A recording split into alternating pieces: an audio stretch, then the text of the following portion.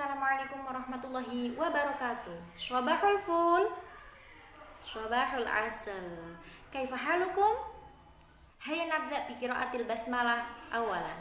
Bismillahirrahmanirrahim.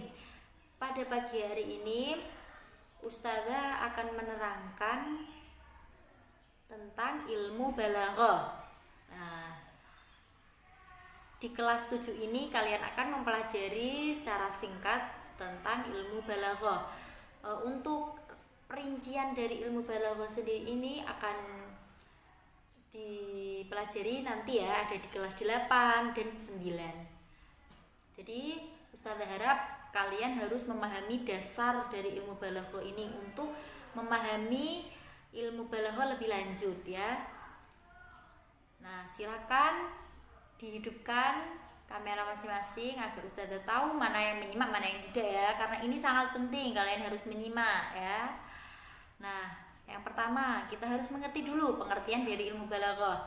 Secara etimologi, balaghah ini berasal dari kata balagha yang artinya sama dengan washola, yaitu sampai atau ujung. Balaghah berarti sampainya ide dan pikiran yang ingin kita ungkapkan kepada lawan bicara dengan hasil pertimbangan kesesuaian makna-maknanya dan situasi serta kondisi saat ungkapan itu terjadi.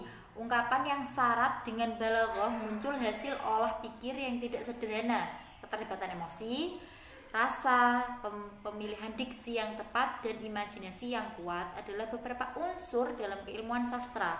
Balaghah adalah salah satunya. Nah, lebih mudahnya ya, balaghah ini sebuah kalimat atau tutuk atau susunan kalimat atau runtutan ya. Nah, jika kalian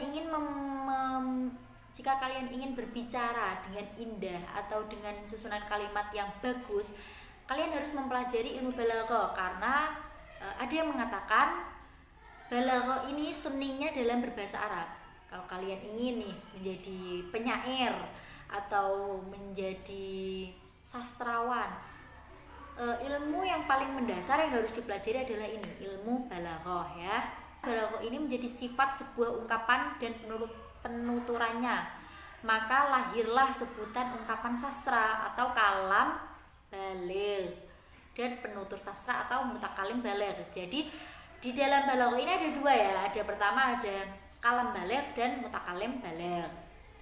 Nah, secara singkat ya, cabang ilmu balaghah ini ada 3. Yang pertama ada ilmu bayan, ilmu ma'ani, dan ilmu badi'.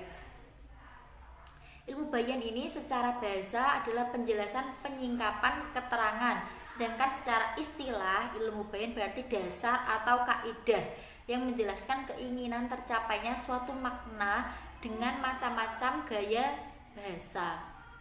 Nah, dari pengertian tentang ilmu bayan yang berisi macam-macam cara untuk menyampaikan makna, objek kajiannya berkisar pada berbagai corak gaya bahasa yang merupakan metode penyampaian makna yang disebut tashbih, majaz, dan kinayah. Jadi itu di dalam ilmu bayan itu dibagi menjadi 3. Tadi kan cabang ilmu balaghah ada 3, ilmu bayan, ma'ani, dan badi'. Nah, yang pertama ini ada ilmu bayan. Ilmu bayan ini dibagi menjadi 3 lagi, tasbih, majaz, dan kinayah.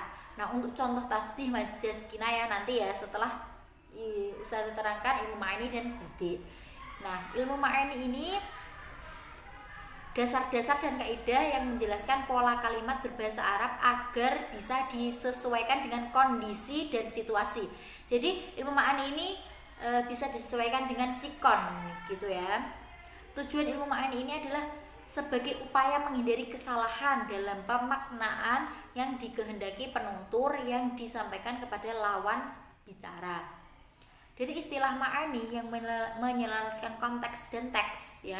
Konteks dan teks ya, karena melihat situasi dan kondisi, maka objek kajian ilmu ini menitik beratkan pada pola kalimat berbahasa Arab dilihat dari pernyataan makna awal dan bukan makna yang dimaksud oleh penutur.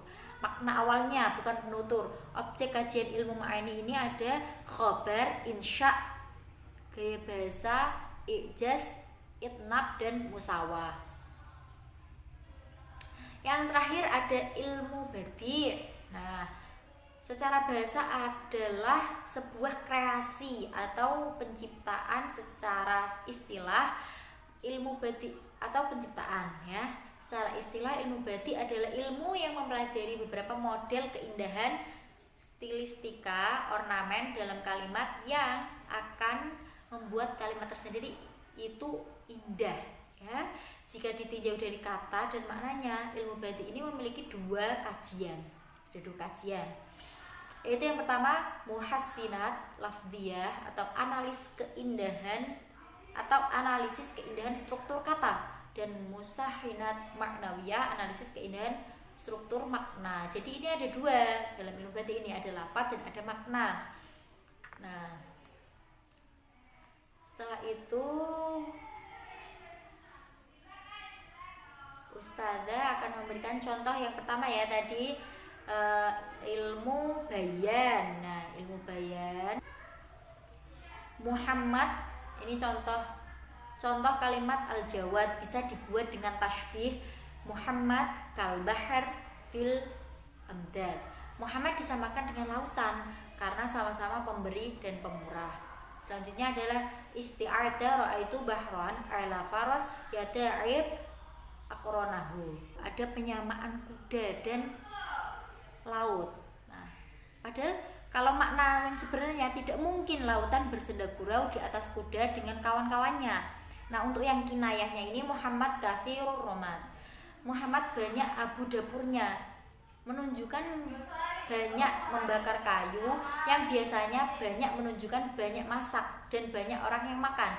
Nah, dalam hal ini menunjukkan Muhammad itu pemurah. Nah, tadi juga tiga contoh tersebut itu termasuk ilmu bayan ya. Untuk selanjutnya akan Ustazah sampaikan di minggu depan. Alhamdulillah hari ini kita sudah mempelajari ilmu balaghah dan pembagiannya. Untuk contoh-contohnya lebih lanjut Ustazah akan sampaikan minggu depan ya. Karena waktunya sudah menunjukkan pukul 10, Ustazah harus mengakhiri pembelajaran pada pagi hari ini. Ustazah harap kalian tadi memahami dengan baik dan bisa mengaplikasikannya ketika kalian berbicara bahasa Arab. Nakhtatim bilhamdalillah, alhamdulillah. Assalamualaikum warahmatullahi wabarakatuh.